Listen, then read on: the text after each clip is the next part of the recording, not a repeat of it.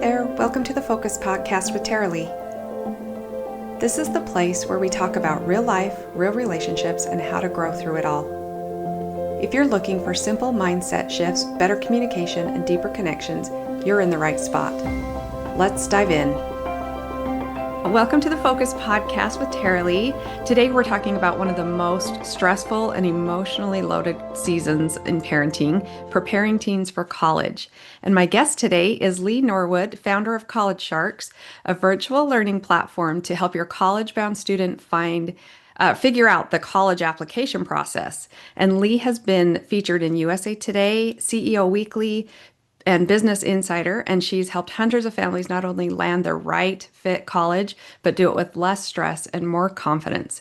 And today we're going to talk about how parents can show up with support instead of pressure, and how to turn what often feels like chaos into connection. Lee, welcome. Thanks for being here. Thank you for having me.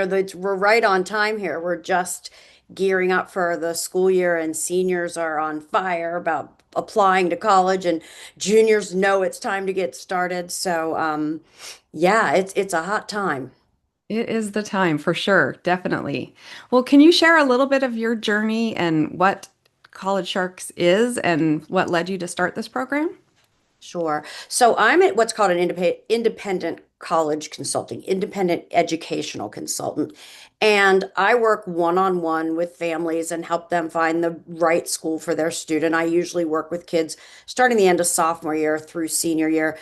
And through all of that, if you think about it, I'm just one person. And I've got a couple people on my team now, but we're limited by how many families we can touch and how many we can help. And I look at the terror on the faces of some parents, the I don't really care for other parents, and then the parents in the middle are just hearing gossip on the sidelines, and everybody's got not the best information. So one of my partners and I said, let's just duplicate ourselves by whittling this down into short videos that drop monthly. So we give you a 2-year calendar, and you'll know everything to do every month. And I say I save mother-daughter relationships all the time. There's no arguing. This is what's happening. This is when it happens, because the mother usually hasn't been to college in a long time, or maybe didn't go.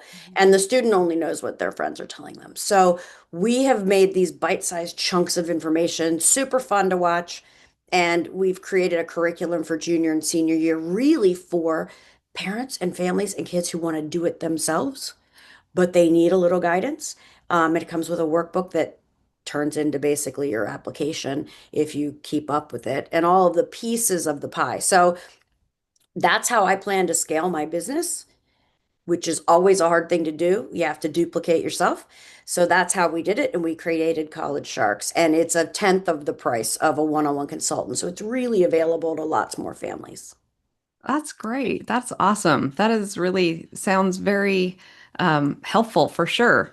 What do you think that some of maybe the biggest emotional stressors that you see families going through during this whole process?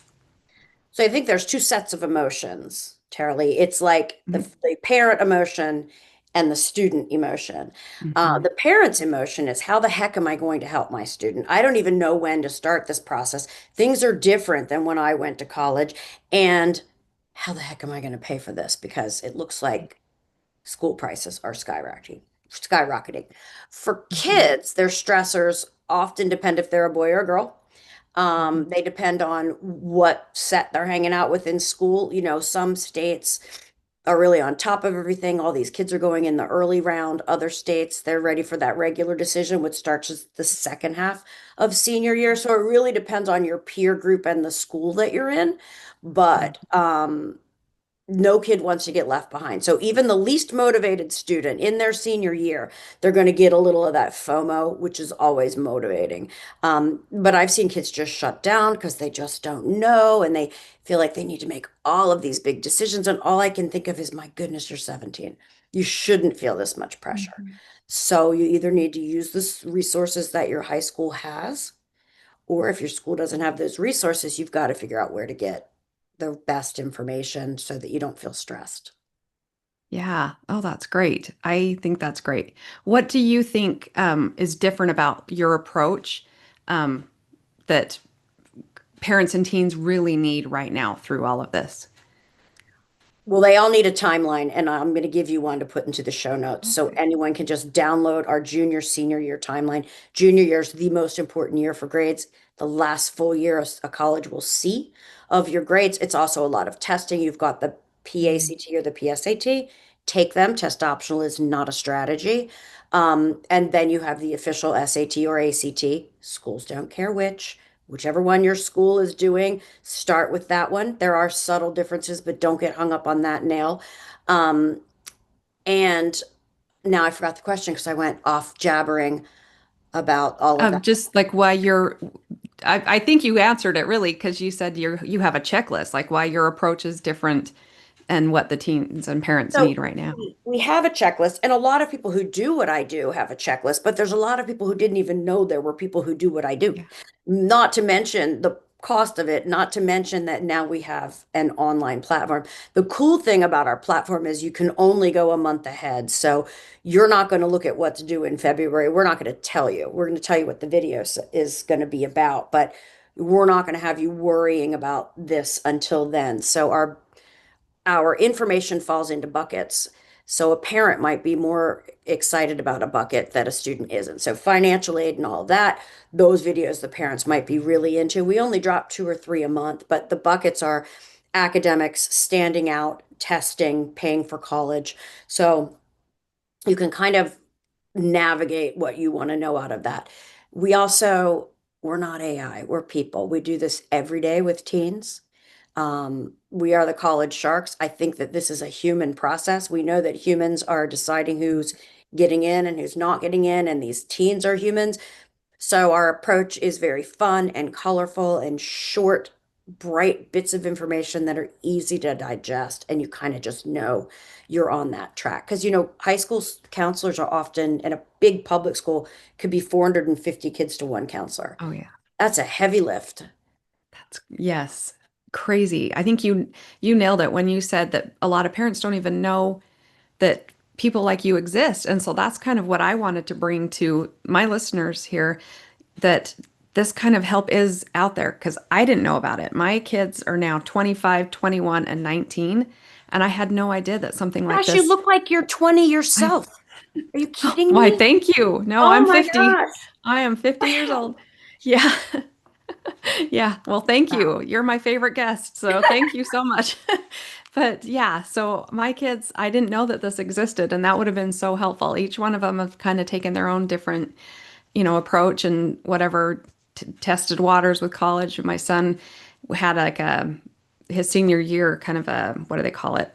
He did like a pilot's program part of his senior year, and part of it, he left for college, did college classes, and that was something I didn't know was even available. He's my youngest, and I didn't know that something like that was available when my oldest was going. So you're right, like counselors and stuff, guidance counselors, they do their best, but they have hundreds and hundreds of kids that they're trying to help. And so unless you know what questions to go ask them, it can be really hard. And so someone like you can even help parents even know what questions to even ask. Because I think that's the hardest thing is sometimes we don't even know where to start, what to ask, what do we need to know, right? Right. And it's like the third most expensive thing you've ever put money into. Hmm. And you need to be educated. You did your due Hmm. diligence before you bought that car, right? Yeah. This is 4 cars. So, um, I think it's important to know where to get your information. There are great sites. Everyone should know the collegeboard.org. That's a great site for information. I know that counselmore.com, they'll match you with somebody like me based on what your interests are. Or let's say your student has a learning difference or they're a dancer. That's a Mhm. way different thing than a kid who wants to major in engineering. So you want to Yeah. use those resources because they're out there for you, but it is a really, really confusing time. And hey, it keeps me in business. I'm not complaining. I just want more people to have access at a price point that makes a lot of sense for the average person. Yes. Yes. I love that. That is definitely, I think, very helpful. So I have a few questions that I want to kind of ask you because these are things that I think my listeners will really resonate with and want to know. And this is a big one because I know I may be didn't do this properly some of the time, but how can parents tell if they're unintentionally adding pressure to their child, even if they're just trying to help? Have you seen, I'm sure you've seen that parents are maybe stressing their kids out a little more than they need to. How do Yeah, you think and you the see kids are that? going to try to soil the nest too, so you're ready to get Hmm. rid of them. So it's kind of a double-edged sword. So I see a lot of boys retreat to their rooms and not share anymore because they are so overwhelmed by this person that they're supposed to be in the next year and a half that they just can't get their feet underneath of them. So it can present as a lot of different things, isolation, low-grade depression if they're not ready. They're going to argue with you and they're going to tell you you're wrong. It depends on your relationship with your student, but maybe they will listen to a mom down the street better than you. I get that all the time. They're going to listen to you and not me. It almost doesn't matter how much Hmm. I know. So that's just that. You're getting the teens in there too. But it's not for everybody. And we've got this whole group of Gen X. We're all sending our kids to school because that's Hmm. what you do. And now everything's starting to flip a little bit. You're going to see more trades. You're going to see more different pathways to take. And I see that. I've got a daughter who went off to grad school, even went overseas for that. And I've got a son who doesn't even like to write, and he is a US Marine. I'm so proud of him. And the maturity level was just different. There's a lot of things like gap years. So we've got gap years where students can change the time that they're going to apply. And Hmm. as horrible as they think it's going to be if they don't go to college at the same time as their 20 friends in high school, a year later, it doesn't matter, right? It's new friends, it's new things. So Yeah. not ready, hold them. And then there's also a lot of alternative pathways. We see about 50 colleges a year each, everybody on my team. So we're there when kids are in campus. We're learning about the new programs. Some schools are trying to like have you come as a summer start. Like maybe your record wasn't that great. Come in the summer where there's fewer kids on campus and we'll see if you can really cut it at college. Others, too many great kids are applying for their particular school, so they'll send you abroad for the first semester. And then some others you won't get an offer till spring, right? So they Hmm. can't take you in the fall, but we know historically we're going to lose X hundred of kids after first semester. It's just what happens. And then we'll have room for you. So the college wants you and they want to fit you in because you're money, but they also Hmm. want you in and out in 4 years to buy the t-shirt, be a great alumni, and donate. That's what they want. They don't want you there for 6. It ruins their Yeah. stats. They want you to successfully matriculate through. So don't start that until you're really ready. Um, and one other Yeah. thing, just moms, most of your boys are going to rise to the occasion. You don't think they Mhm. will. You're biting your fingernails. They're 16. You just put them behind the wheel of a car and you're like, holy crap, how can I send these kids off to college? Right. Most boys do rise to the occasion. They just get it together a little bit later. Yes. Oh, that's so true. My son is 19 now and he's just he's amazing. He's the type of kid that he puts his mind to anything and like I don't worry about him because whatever he's going to figure out how to do it and how to he's not afraid to work hard and whatever. He just is going to get it done. So that's true. Well, you're And lucky because a lot of us don't have that kid in our house, and and we're wondering yeah, how they're going to survive when we turn them into the wild alone. right. I do. I think we kind of worry about that a little bit. I know. So like I said, my kids have all taken different paths. My oldest left and nannied for a year, after she graduated, and then she's changed her major 3 times during just her associates, but she finally got all the credits and did what she needed to finish her associates. But she did it during cancer treatments. She was diagnosed with lymphoma, but she was doing classes online through cancer treatment. So these kids they rise above what we even know when it's thrown at them. So I think sometimes we think these kids are super fragile, as the Gen Xers, we think, oh, these kids are, no, they can take it. These are good kids. That's my favorite. That's why I like working with teenagers and young adults is because they get a bad rap, but I think they can definitely rise to it. Don't you see Yeah, that I too? 100%. And, and also just expose, they don't know what they don't know. And if you didn't Yeah. take them to colleges every time you went on a family vacation, and now you're just like, oh no, we got to go to the state flagship and three or four other schools Yeah. and cram all these things in. And what are we going to do? Look, there's 3,000 schools out there and they're Hmm. not all in the SEC. So let's breathe and really find the right place for your student. And it might be around the corner. I come from Maryland and now I'm in North Carolina, but we can fill University of Maryland with just 3 counties of students, Yeah. right? So it's really competitive. But my goodness, there's Loyola is there, and then Stevenson, and there's just so many schools you don't even think Goucher that you're not popping off in the top of your head. Yeah. That can keep them closer to home, and Hmm. provide incredible educations, and it doesn't just have to be Maryland or to Hopkins. Like there's a lot more just in our Yeah. teeny little state. Then you come to North Carolina, Yeah. WOZA. You have tons of in-state schools and tons of small private schools, and that's just in one Hmm. county. And don't get overwhelmed by the price because schools will offer discounts. They'll put themselves on sale if they want Hmm. your student. Okay. That's So interesting to know. I didn't know that. oh yeah, big private schools have a lot of money to give. So they're going to say we cost this much and they're hoping they're going to get you in here. They've got money. State schools Okay. don't have as much to give. That's why they give you in-state tuition if you've been paying taxes, right? And then out of Hmm. state costs a little bit more. But that's called merit aid. And that's why one of my taglines is no one should pay full price for college. There is Yeah. a college that wants your kid and they're going to lower the price of admission to attract them. Okay. It's Well, not gonna be Harvard.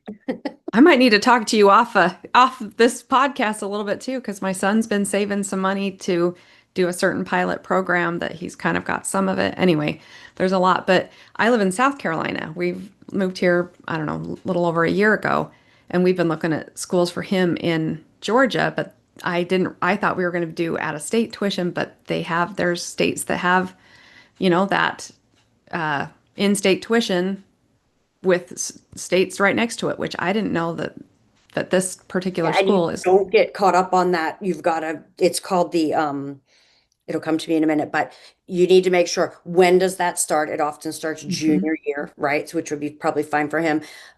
Which schools matriculate and which majors. So it's called, I want to, gosh, I can't think of what it's called, but we'll put it in. Um, There's a name. and there's some reciprocity also if some states don't graduate enough college-bound high school seniors to fill their college. Alabama. That school system is not producing enough seniors that are going to fill their public colleges. So they've got in-state slots for out-of-state kids. Oh, And cool. Alabama Okay. has a grid. If you are the kid we want and if you get in based on all of the things, but you have this GPA and this test score, you get this much money. So my Hmm. kids who are looking at those schools, Ole Miss, Alabama, where there's a grid there, I'm like, let's test again because if you get your score up 10, 20 points, it's four more $1,000 a year. Um, so there's a rack rate like there is on the back of the hotel door, and then there's what you Okay. actually pay. So See, that's so great. We need you. We need people like you to help teach parents this because when you say pilot, do you mean a new program or flying a plane? flying a plane. So he Oh, was you in an got it. aviation, yeah, he was in an aviation program his senior year that he did some of that. So he wants to, but he's looking at like he wants to get like his degree also. So his bachelor's degree. Florida And Institute of Technology, Embry-Riddle, Jacksonville University. They all have flight programs, and he already has his early hours. So, ba-boom, bang. yeah, yeah, he knows more. He honestly, sadly, knows way more about it than I do because he's the kid. He puts his mind to something, he'll figure out how to do it. Yeah, So and it's that's just, awesome. insanely expensive. That's why he's working Or Air right now. Force, ROTC, rock and Yeah. roll. Yeah, he's kind of debated something, along that line too. So right now we just are finishing up cancer treatments for my daughter and stuff. And I think we're all kind of like, okay, let's just get through all Got a lot that. on the And plate. he's working hard and stuff. So, um, let me ask you, what is your advice for parents who are scared their teen won't reach their potential and feel panicked about the future? Well, gosh, that's hard. You gotta seek first to understand, like why. Hmm. I can't give answers. I can tell you that if you know your boy is smart and he gets things done, but he's not moving at your pace, he will rise to the occasion for the college process because he doesn't want to have FOMO and be Yeah. left out. So that'll all happen. But yeah, that's really hard. I don't have the letters after my name to answer that. Yeah, I think you've kind of answered a little bit, like when you said that they do rise to that their thing too. So I think that is definitely. What would you say is one step that families can take this week to feel less overwhelmed about college planning? Go visit a few schools that are within an hour from your home. Make it fun. Do the official tour and info session, and then go do something crazy fun in whatever town that is. We went to see Longwood University and a couple other schools, and they had a ropes course. So we saw two schools and then stayed overnight in a TP and did a ropes course. It just made the whole thing more fun, and we got to see two colleges and kind of see what was the town around those schools, because then your students armed with knowledge and you never know what's going to spark them. They might come out of it and go, oh my gosh, did you see that nursing program? There were like dummies in the bed that woke up and had a baby while we were standing there. They're these mannequins, right? And they might be like, just that buzz and that excitement. I think nursing might be for me. Like, you never know what's going to spark. They might get to Carnegie Mellon on the day that they're racing those buggies that all the clubs put together. And I mean, it's Carnegie Mellon. They're awesome. And they might say, that's what I want. I need a school with a makerspace. I want to be able to make go fast cars as part of Mm, college. So I think the best thing is it's never too early to go visit some schools. And driving oh, around the campus is not enough. hmm. I've been doing this a long time. It's not enough for me. It's definitely not enough for families. Understand what the expectations are, understand what the support level is. If you have a student with a learning difference, what do they have there to help that student? Um, if your student has a super interesting interest, there's probably a school out there that has a program that will fit, but you've got to start digging and find them out. Yeah, yeah, that's great. Do you feel like junior, senior year they should do this, or do you think freshman, sophomore year? Wherever you go as a family, if you can fit in Hmm. a college tour, do it. I would say probably in the high school years. And oh, I played a lax tournament there, doesn't count as a visit. But if you Yeah. are on a traveling team and your team is going to go play at Duke, well, Hmm. it's really inexpensive for you to stay one more night and do the tour at Duke, Chapel Hill, NC State, Meredith, like Elon, High Point, like you could hit that area, and then you've seen a group of schools, not just played and seen the athletic facilities, because the chances of you going on a scholarship are low, right? You have to like the school and want the education. So I really think opening your mind to that, and then not thinking you already know whether you're going to qualify for need-based aid or not, because you don't know.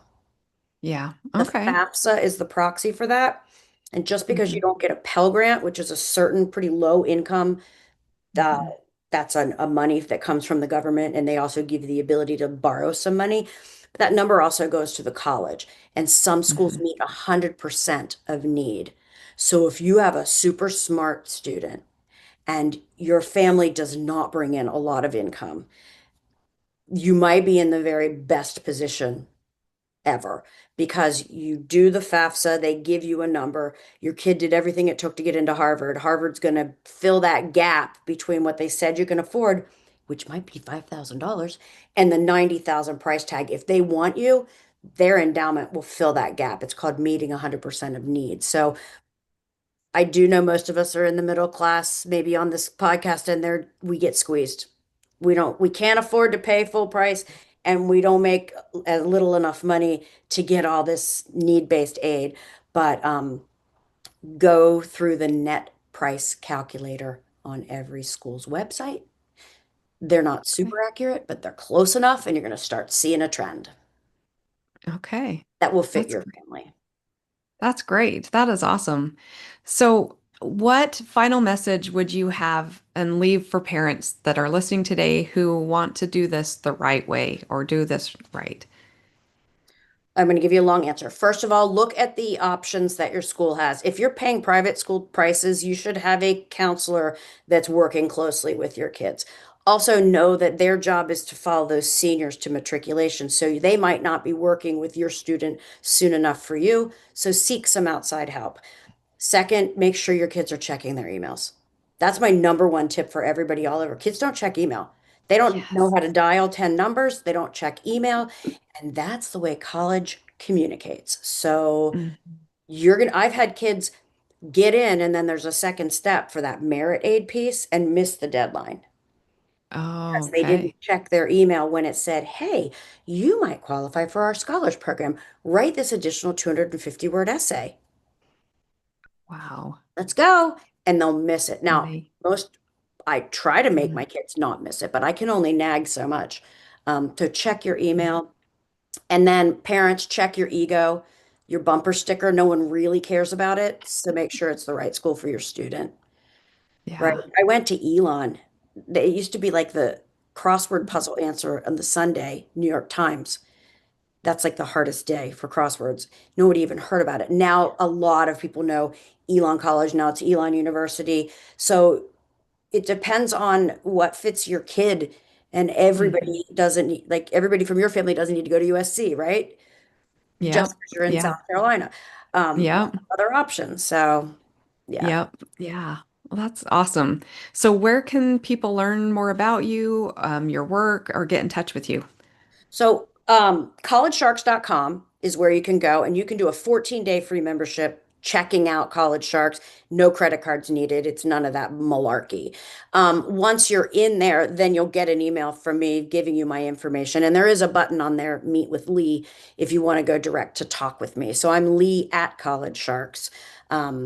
My full-blown program, the concierge level, is Annapolis College Consulting, but that's just so hard to spell. Just stick with College Sharks. You can reach me.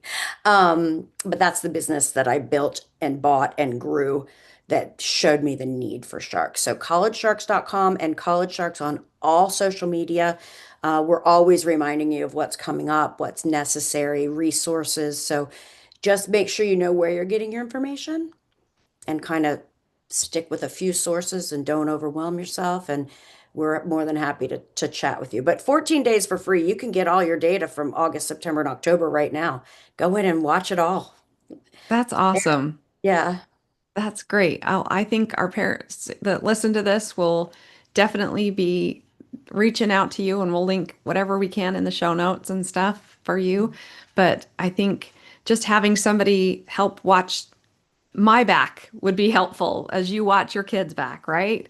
And so I think just having that little extra help from you is just awesome. So thank you so much for being here. Do you have anything else you want to share that I maybe No, missed? I love what I do. This is supposed to be a super fun process. So the earlier you start and the more fun you make it with your student, the better it's going to be overall, right? So good luck. It's fun, and college isn't for everybody. Awesome. Well, thank you, Lee. Thank you so much for being here. I really appreciate it. Thank you. Thank you. Have a great day. Thanks for hanging out with me today on the Focus Podcast. If something stood out or helped you in some way, feel free to share it or leave a quick review. It means a lot. Keep showing up, keep growing, and I'll catch you in the next episode.